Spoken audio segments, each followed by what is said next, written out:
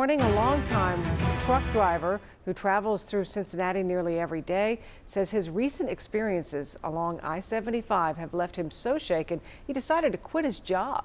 WCPO 9 News reporter Sina Gebrab spoke with him about the conditions that drove him to do so and wanted ODOT to hear just how dangerous the interstate has gotten. He's been driving a long time, Sina. And he lives closer to Dayton, Ohio, but his route brought him through Cincinnati every day on 75. And he says the uneven pavement, the lane restrictions due to all the growing construction, and speeding made for a dangerous combination. A hard time getting to sleep because I think about my day when I get home, and it's not the day that it used to be. Brian Long has driven trucks for 20 years. He says he's in no position to stop working, but because of all that he's seen driving up and down I-75 recently, about 2 weeks ago, I left the position with the company that I was working for. I was so upset by the time I got home.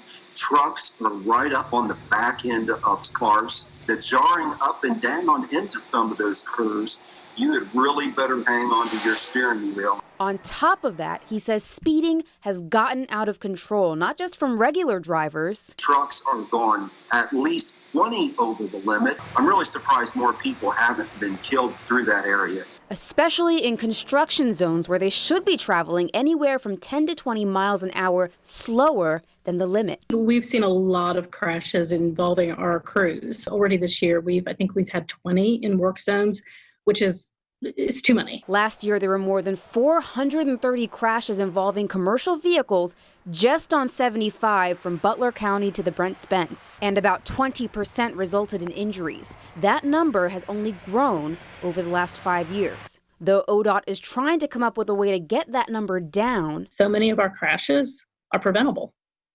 That's bottom line, they are preventable, but it takes the driver to make the right decision. Luckily, Long's boss offered him a new route once he attempted to resign, and he's had no trouble sleeping since.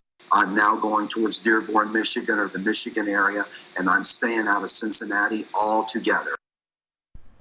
And in the first quarter of this year alone, there were almost 150 crashes involving commercial vehicles. So ODOT is reminding drivers not only to mind your speed through construction zones, but to keep that 3 to 4 car lengths of distance between you and the next car. Julie.